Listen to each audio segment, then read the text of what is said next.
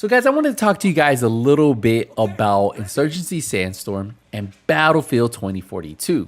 And what I've noticed recently on this game is there is a huge influx of players who were playing Battlefield and they ended up making the switch over. And if any of you guys have been keeping track with what's been going on with Battlefield 2042, players just aren't happy with the state of the game. There's actually over 100,000 signatures for a petition to get a refund because they're currently not refunding anybody, and a lot of players just aren't happy. But one thing I've noticed that's actually helped out Insurgency Sandstorm is the downfall of this game, Battlefield 2042. And what's pretty cool about it is I've been seeing a lot of new players on Insurgency Sandstorm, at least trying it out for the first time. And the reason I know this is because I've watched other Insurgency Sandstorm videos and I've seen the comments. I've also heard in-game comms where people were talking about, man, I love this game way more than I liked Battlefield. And the problem is that Battlefield 2042 just missed its mark. We can all admit that 2042 really missed its mark, and I didn't enjoy it. And I ended up coming right back to Insurgency Sandstorm. I actually got Insurgency Sandstorm before Battlefield, and with Battlefield just not feeling like the old gameplay that I was used to, I ended up making the switch. Now, is this game as big, like map-wise, as Battlefield 2042? No. But it gives you that tactical gameplay where you can still choose classes, teamwork is essential, and the gunfights are actually pretty fun. But it is brutal, I will tell you guys, because of the fast TTK. But besides that, once you get used to it, and if you guys like these more tactical gameplays, you guys will definitely enjoy this game right here. And I've been playing it for a while now. Ever since it released on console, I was looking for a game like this, and I plan on playing more of it. I recently just got back into it, so I plan on hopefully uploading more videos on this, and I wish a lot of you guys would actually give it a shot if you haven't already. I know this game has been out on PC for a while, and they have different mods that they can create custom maps, and we don't have that on, obviously, the console side. But even with not having all of that, they have some big updates planned for PlayStation 5, Xbox, for next-gen console.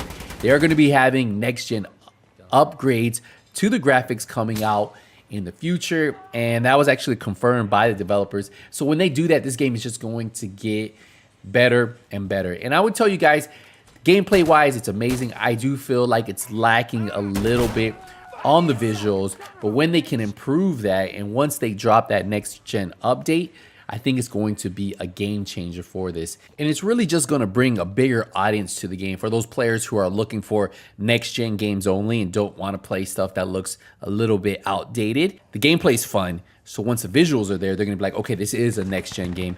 Let me try it out. And I'm telling you guys, if you guys haven't tried it out, whether you're on PlayStation, Xbox, I would definitely give this a go. And I want to say, I think it's about $40 or a little bit less sometimes if you can get it on sale. And it was 100% one of the better games that I've purchased this year. And I'll tell you guys, if you guys are looking for something that is not only just PvP, but also has co-op where you can play missions against AI, well, this game has that too. And some of the missions are actually pretty cool. There's like night raids and stuff like that. So you guys will definitely give it a shot if you guys have been looking for something a little bit more tactical. And if you guys have been playing Battlefield 2042 and you're just over it like a lot of players, well, this is going to be the game for you guys. Now, I will tell you, if you can find a group that has mics, or if you play with a group of friends, you will definitely enjoy this 100% more than just playing solo. Just having that communication, the way the mics work in this game is amazing. The recoil in this game is so hard to control that it's going to take you a little bit to get used to. But once you do, that's when the fun begins, because controlling the recoil is, I want to say, probably the hardest thing to do in this game.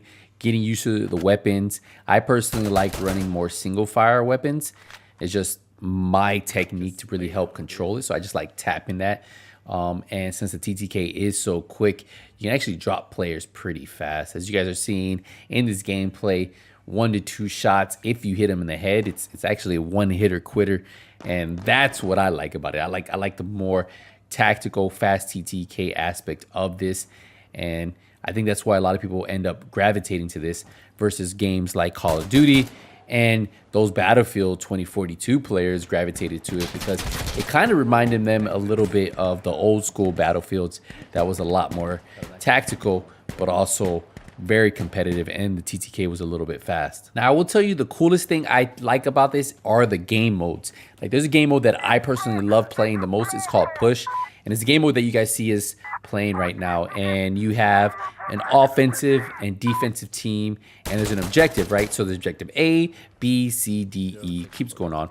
And once the capture team captures A, well, the defending team has to push back to B.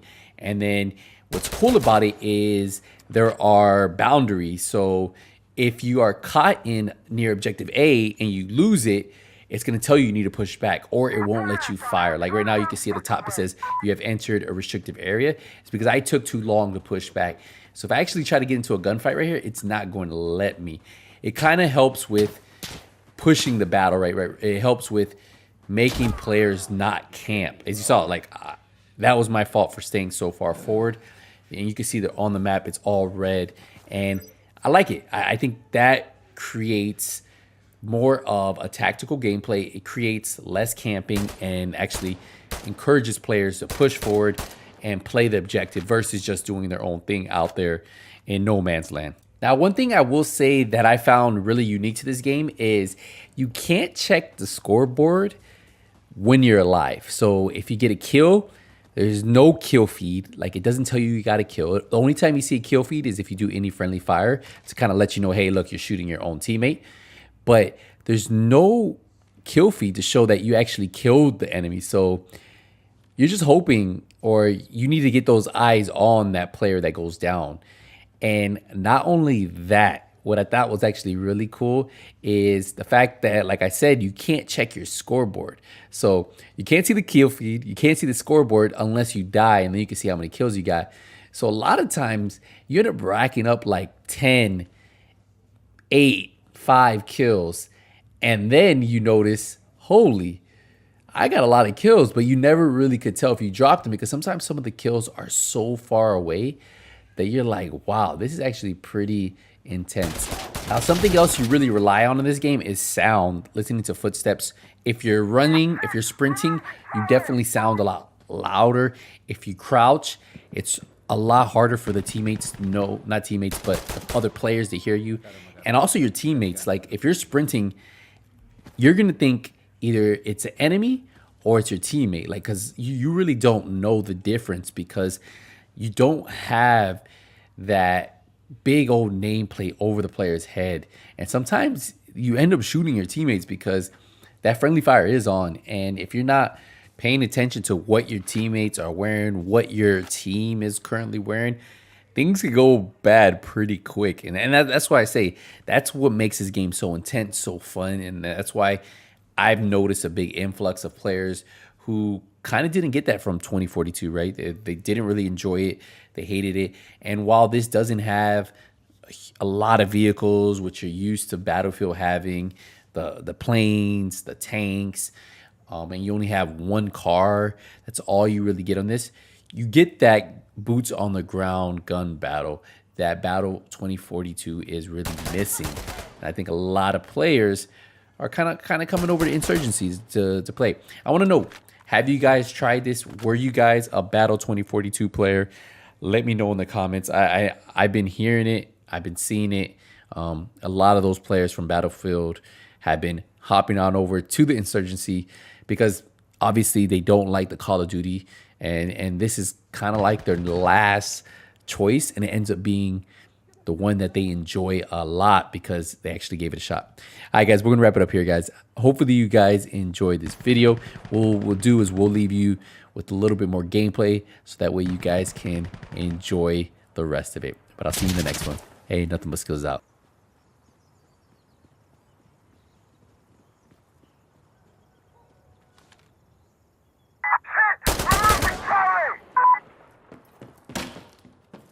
I got him.